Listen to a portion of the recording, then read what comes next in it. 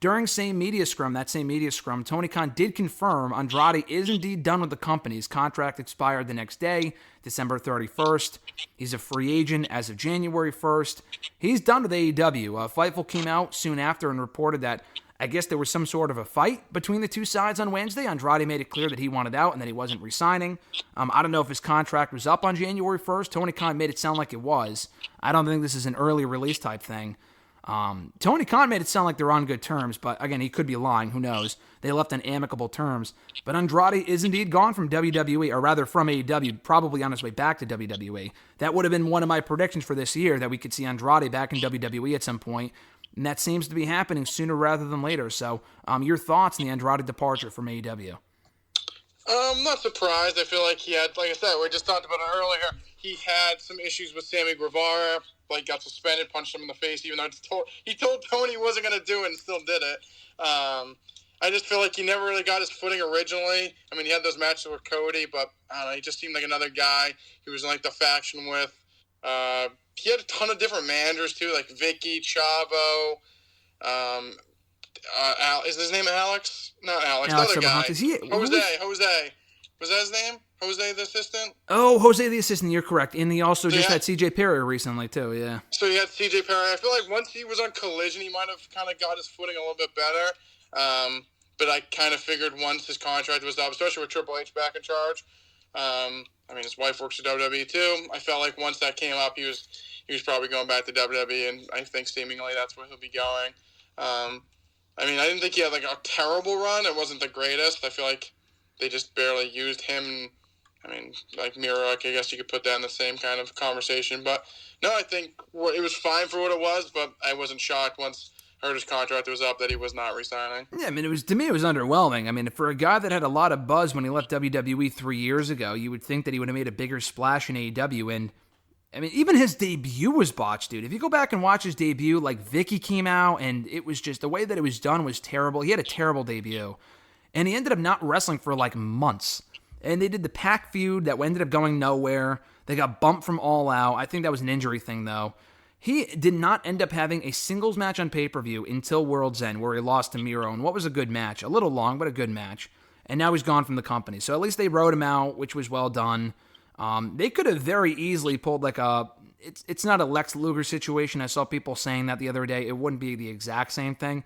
But they could have pulled a complete 180 WWE and just brought him in for Raw on Monday. That would have been surreal. They did not do that. I don't know if they knew about the Rock thing, which we'll get to in a second, and they didn't want to overshadow Andrade. I'm not sure. But it seems like it's inevitable that he's on his way back. I know Charlotte's hurt right now, so maybe he wants to stay at home with her for a little while. I'm not sure. But at this point, seeing as how he didn't show up on Monday's Raw, I could see him showing up in the Men's Royal Rumble. I feel like that would make the most sense. Yeah, I think that would make the most sense, and I would probably put him on SmackDown because that's where Charlotte is. Can kind of put him that whole LWO, Santos, whatever the hell's going on right now. There you go. So I disagree with you there. I know Charlotte's on SmackDown. I mean, she's out hurt right now. She's going to be out hurt for a long time. So I don't think you have to put him on SmackDown. I mean, I think you could put him on Raw and then draft him to SmackDown after the draft, or draft Charlotte to Raw, whatever it is, so they're on the same show. I would actually rather keep him out of the LWO stuff. I mean, Carlito getting involved made sense. Dragon Lee is like an ally in there. He's kind of involved. That makes sense. I mean, I don't want to see all other Latino talent in one angle just because I feel like Santos now has Garza and Carrillo. We haven't really talked about that, but he brought them in as part of his little group. I don't know if it's the new Legado or whatever. That's a thing on SmackDown now. Andrade should probably be a heel. He should probably be doing his own thing. Do you see him having more success this time around? The last time he wasn't a complete failure in WWE. I mean, obviously his NXT run was great overall, and he was United States champion of the main roster for a number of months, but it never really felt like they knew what to do with him overall in WWE, which is why he left a few years ago. But do you see now that Triple H is running things, him having a higher ceiling in that company? Maybe not exactly world champion, but, I don't know, more prominently featured this time around? I think so. Like I said, I feel like, I mean, it's not like he had a horrible, I feel like people think that like he had like a horrible run the first time. I mean, like you said, he was great in NXT, had a couple championship runs on Raw and SmackDown. I think it was just on Raw. So I remember the United States Championship one, definitely. Like I said, I feel like, yeah, it could work for Raw. I feel like Raw needs more like good heels.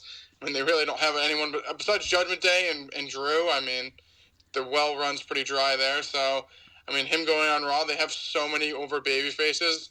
I feel like you could fit him right in as a heel. Like you said, Charlotte's going to be out for a while. I guess I didn't think of that.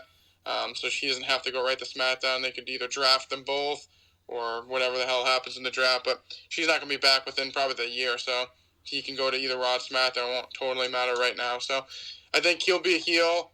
I think, honestly, he's probably I think he could be a bigger star than Santos.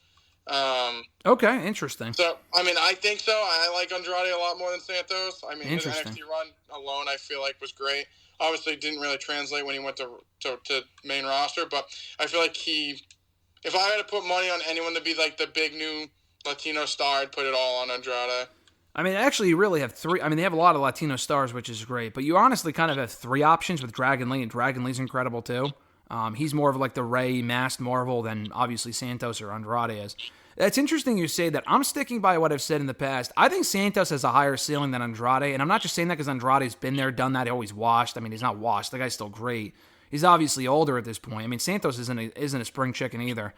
I just feel like Santos, they both have great looks. I just feel like Santos can talk more. He just has a way better promo ability, I think, than Andrade, who can speak English better now than he has in the past, but I just feel like that's the biggest holdup with Andrade. Not that should relegate him to like the undercard, not at all. He should still be a big star for them, but I just feel like the lack of promo skills for Andrade has really been what's hindered him in WWE in the past. But then again, if you put him back with a mouthpiece like a Zelina Vega, that might not be an issue. I mean, yeah, I just also think Andrade not that Vince is still there, but he has, better body if you want to go in that direction. And I just looked it up. Andrade is also 5 years younger than Santos Escobar is, which... Andrade's 5 years younger than Santos? Andrade's 34 and Santos is 39. No shit. Is that real? I have it pulled up here. Wow. That's actually... I would honestly think that Andrade was older, because I feel like Andrade's been around for a long time. Yeah, wow. Santos turns 40 in April, and Andrade turns 35 in November. That's crazy. WWE really waited to sign Santos until he was like 30. I mean, he's been in the company for like 5 years, really. That's a long time. Wow. So, I would even double down even on it more now. Interesting. Okay. All right. I think both can be great. I don't want to pick, you got to pick one Latino star to go with. Not at all. I completely agree. I think they're both good. Yeah, interesting. I feel like Andrade is like what Triple H really wanted, and then obviously he left, and they kind of turned to Santos. I think they're both great, but I'd put more on Andrade. I like him a lot. That's why I would put him on separate shows even more. An eventual feud would be fucking sick. I think an eventual feud / match between them would be amazing. But you put them on separate programs, I think, and they can both be big stars on their respective shows. They're doing well with Santos right now. I don't think he wins that match tomorrow night to become number one contender to the U.S. title. He shouldn't. It should be Kevin Owens against Logan Paul at the Rumble. Carlito just came back on Tuesday's NXT as part of the LWO six-man tag, so he can cost them the match, and we can finally get Carlito and Santos. A lot of different things you can do there. Last thing on Andrade, though, when he does arrive on TV, Charlotte won't be back for a long time. We know that. But what would you rather see? Because you can't really do both. Would you rather see him back with Zelina Vega, who's on SmackDown, but you can have her switch shows? Because she's not really doing anything now. She's in the LWO, but, and she's over as a babyface. But I think her and Andrade was a fucking money pairing back in the day. Do you put him back with Zelina, or would you rather see something new entirely and put him with Charlotte, his real-life wife, and see what they can do on TV together? I'd rather put him with Zelina. I don't know. I feel like Charlotte's just too big of a star. She just overmatch him. It's like the whole stable Mark Marrow. I wouldn't put him with Charlotte. I like him with Zelina. I just love her as a babyface. Mm-hmm. I guess it really totally wouldn't. If she went to Raw, she's more over than all the women there anyways. I agree with you. As far as being more over than the women. I just love her as a babyface, but I wouldn't want to turn her heel. That's the thing. Who's Zelina? Yeah, no, I agree. Zelina. I just feel like I said, I just also feel like I don't want to see her and Charlotte on TV. It just gives me Mark Marrow Sable vibes, and I don't think that needs to I feel like he's better with Zelina. We wouldn't know unless they try. I agree with you to an extent with there. My holdup with the pairing of Charlotte and Andrade, and this sounds weird because I know they're actually married in real life, I just don't see the on-screen chemistry between the two. I just feel like that's such a weird fucking pairing character-wise, Andrade and Charlotte. I agree. We've never seen Charlotte with another male superstar in the show, so it would be something new for her. It would be something different for him. I don't know. It's not like they're going after mixed tag team titles, and they shouldn't even have that. That'd be a terrible idea. I don't know. It's something I wouldn't be opposed to them trying it. I'm I just think more of on a like a one-off it'd work. Like maybe do like when Charlotte's eventually back, like do Rollins and her Becky or like something. I don't know. Andrade versus like Rhea and Dominic. Yeah, I yeah, mean, yeah. Yeah, that'd actually, work. yeah. But like I don't want it to be like a pairing that needs to go on for like ever. I feel like in like a certain situation, like I said, like maybe her and Rhea are feuding and Dominic keeps like getting involved and Andrade comes and helps Charlotte. But like I don't want it to be like a normal on-screen thing. No, I agree. I mean, again, Charlotte's a fucking heel always, so even when she's a babyface, so that doesn't even matter if you put them together. yeah, no, exactly. I mean, honestly, you could. I said Andrade's a better heel than he is, but you maybe could. I would have to look at the roster for Raw and see what they have for heels and what they have for babyfaces. And they just turned Miz babyface, so he probably wouldn't be a babyface because that's another person on the babyface side. But they have so many faces. They do. I know they have Gargano and Ciampa, but they're also a tag team right now, so I don't really count them necessarily. But like, I just say babyface because maybe you could do Andrade and Gunther off the bat. I don't think he beats Gunther. I don't think he should beat Gunther. I still think it'll be Chad Gable. Call me crazy, but I think I do think that match would cook though. I think that match would slap. To steal a word from the kids. Yeah, no, I agree. I mean, you have Bronson Reed, who's a heel that's just not really over. Yeah.